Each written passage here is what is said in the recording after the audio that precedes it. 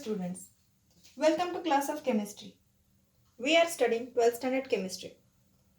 In previous lectures, we learned lesson number 15, Introduction to Polymer Chemistry.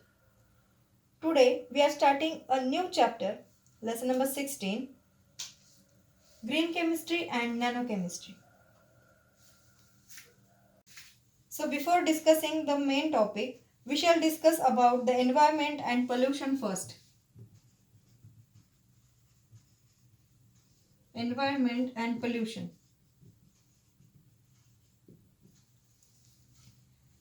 You all know about the environment and pollution which you are studying since from your school years. So what is environment?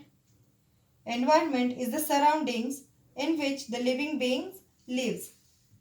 The surroundings in which living beings lives. If the environment is favorable for the living beings, that living beings may be humans, animals or plants, then only they can survive. And if the environment condition or environmental conditions are not favorable for human beings or animals or plants, it may become difficult to survive for the living beings. The species which do not adapt the environmental conditions may become extinct in few years. That means there is a major role of environment for the living beings. So what are the things that make the environment unfavorable for living beings, or what are the factors that affect the environment? One is pollution, then population, deforestation, construction, use of hazardous fertilizers,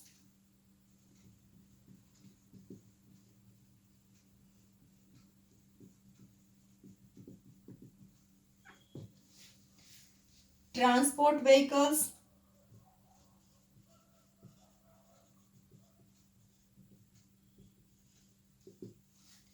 industrialization,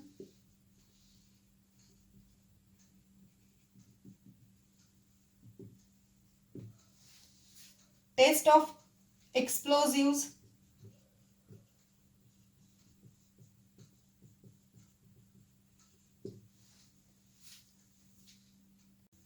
unnecessary use of fuels,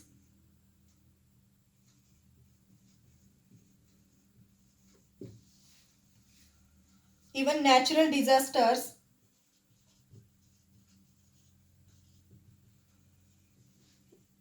like floods,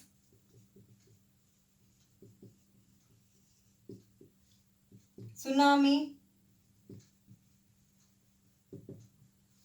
oil spills in ocean,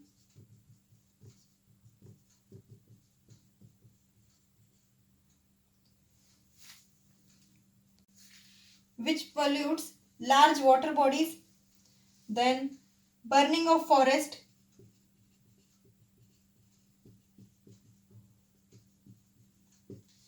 climate change due to melting of large glaciers,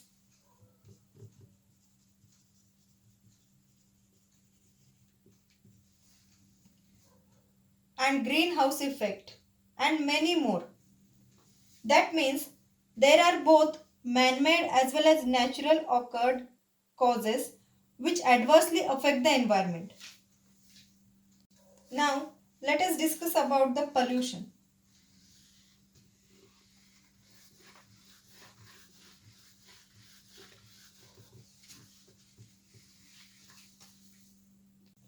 You all know what is pollution and why it occurs.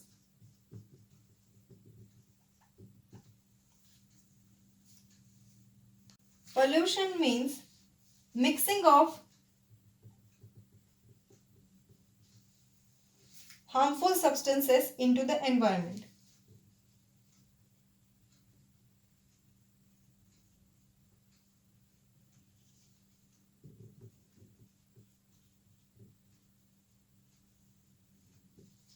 mixing of harmful substances into the environment. And these harmful substances are called as pollutants.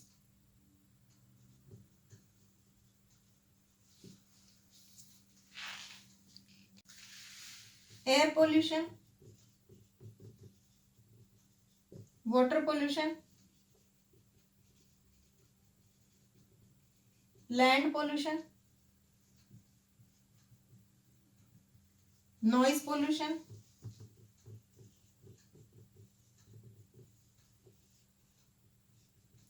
etc. are the different kinds of pollutions caused by different means of living beings as well as by natural disasters. Due to the lifestyle of human beings,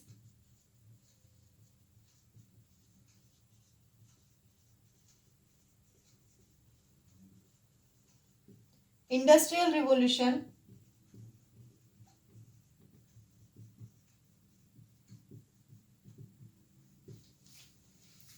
increasing population,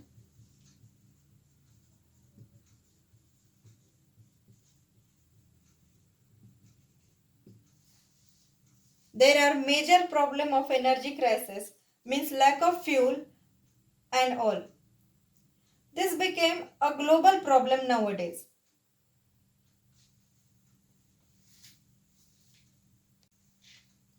Therefore, to minimize the energy crisis, that is the problem of energy crisis and pollution and its hazardous effect on human health and environment, the concept of green chemistry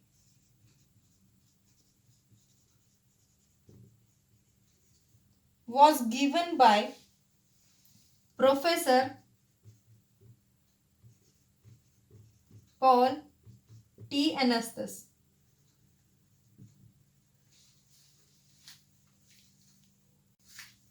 Professor Paul was born on 16 May 1962.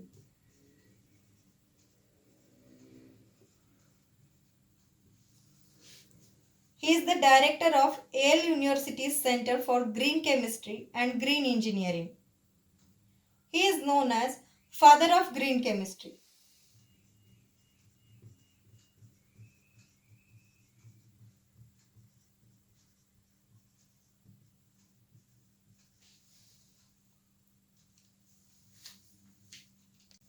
So, the concept of green chemistry was given by Professor Paul T. Anastas.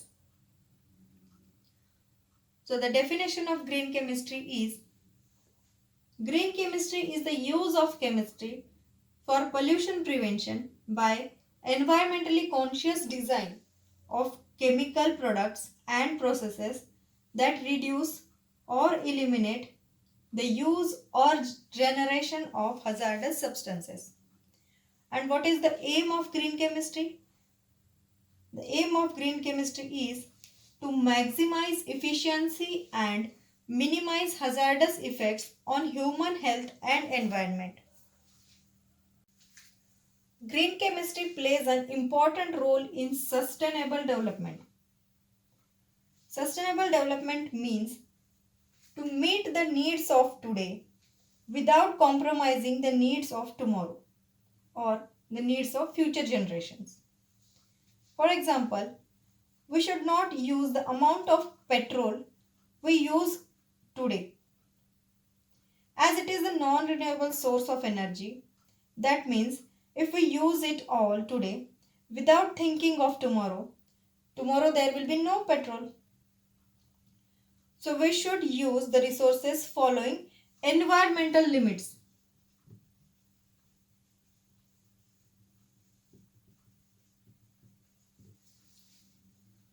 One should save the resources for their future generations, exactly same as the parents save wealth and property for their generation or next generation. Natural resources is also an important wealth and property for the future generations. In 1991, after the passage of Pollution Prevention Act 1990, the Environmental Protection Agency EPA of USA introduced green chemistry as a formal area of work with an intention to stop the use of hazardous substances during designing, manufacturing and use of chemical products and the processes. So, to reduce the impact of energy crisis, pollution and to save the natural resources, we need to implement the 12 principles of green chemistry which are given by Professor Paul Inastas. So, we will discuss these principles in next lecture.